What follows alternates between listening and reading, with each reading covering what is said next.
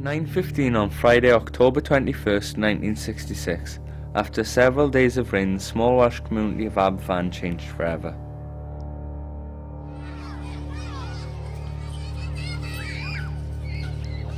Thousands of tons of colliery waste was rolling down the mountain towards Pantglas Primary School, where the innocent children were returning from the morning assembly. It was the last day of school before half-term. Unknown to the monster that was about to crush and suffocate them, the landslide of mud and debris flooded into their classroom just as they began the first lesson. Tragedy struck within seconds when the coal waste from the mountain above tumbled down the hillside, bringing with it mud and slurry.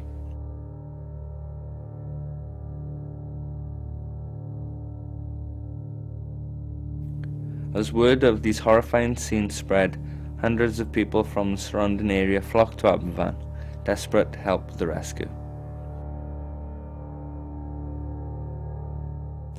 Hundreds of people stopped what they were doing, threw a shovel in the car, and drove to Aberfan.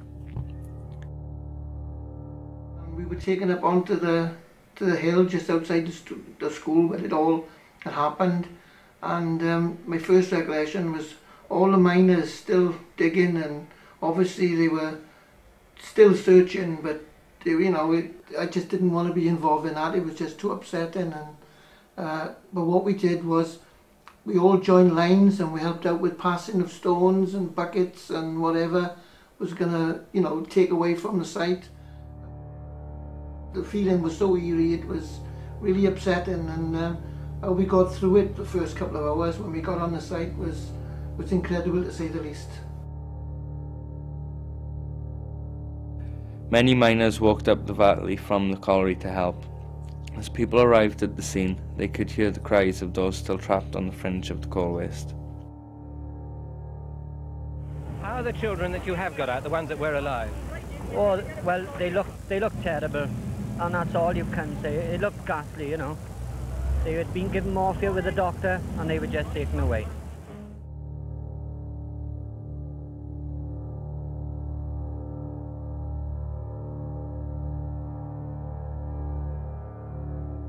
Have you got anybody in the school? Yes, a little boy. And how old is he? 10. Do you know what's happened to him? No, I'm afraid he's underneath the rubble. What time did he go to school this morning? Oh, 9 o'clock. And what time did you hear about this? Did you see it? The little girl came home about 20 past 9 to 9:30. Has anybody been able to tell you anything about what's happened to your child? No, nothing at all. Nothing. How long are you going to wait here now? Until I see what has happened to him. There were some actual mine rescue men digging a hole in to get 2 boys out. We got the one out, but then we had to drop in on top of the other. There's no chance, they're completely dead. There's no...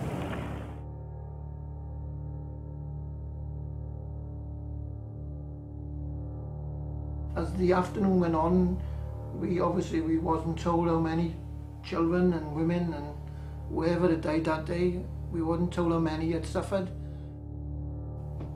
144 people died that day, 116 of them children.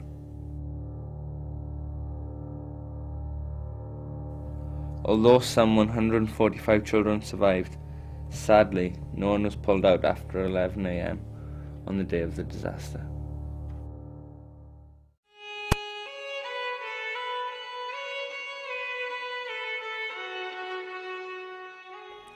It was nearly a week before all the bodies were recovered, even though parents, colliery workers and the rescue services dug frantically to try to locate survivors. Many of the local miners shovelled to get the debris clear and worked non-stop for 10 hours.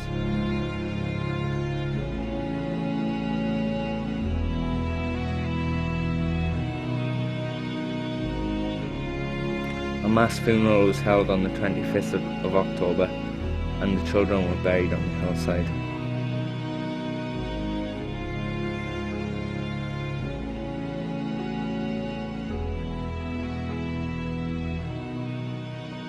To everybody in the house and the street and even the nation at the time, it was one hell of a shock.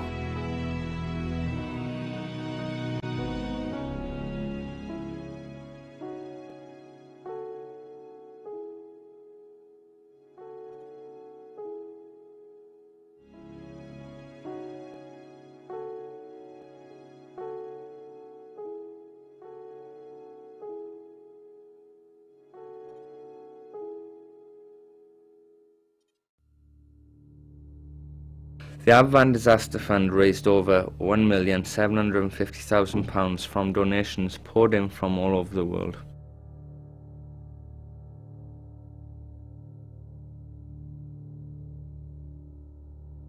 Only £50 was donated directly to the bereaved families.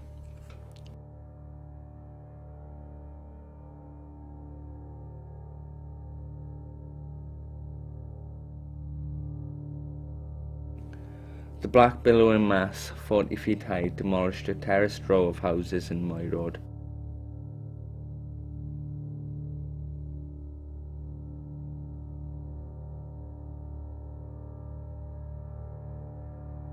It also took the lives of 116 children between the ages of 7 to 10, 28 adults, 5 of them teachers.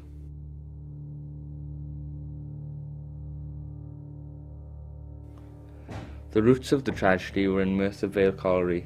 Waste from the mine was dumped at 7 different sites around the village. The tip that caused the disaster, Tip 7, was started in 1958 and quickly became a cause of concern for its neighbours. They've been called murderers responsible for what happened, which is nonsense. I mean, that's all he was paid for, and like myself was tipping for the mark. The quicker you get rid of it, the better it is for you. I mean, as far as the safety of the tip is concerned, there's nothing to do with us. Flooding and small amounts of slippage were a common occurrence, caused by the natural spring under the tip. Well, we walked up there this afternoon, and the water's coming down what we call the Roo, and it's flooding down, and it's never been like that before. We were talking to a workman, and it's been diverted there from the tips. Now, since this disaster, so there must be something wrong up there. There must be water there. Parents and families of Aberfan desperately battled the Coal Board and government to get rid of the remaining tips. Well, it's a constant reminder of the way my child died. The tons of earth that fell on her, there's tons more there waiting to come down on other children.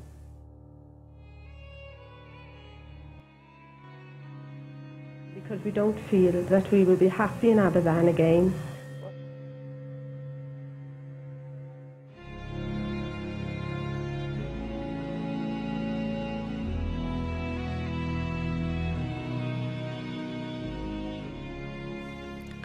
As the National Coal Board refused to accept full financial responsibility for the disaster, the people of Aberfan were forced to pay out over £150,000 for the removal of the remaining tips that overlook Aberfan.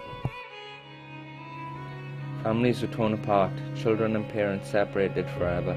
The heart of the village had been struck a blow from which it will never recover.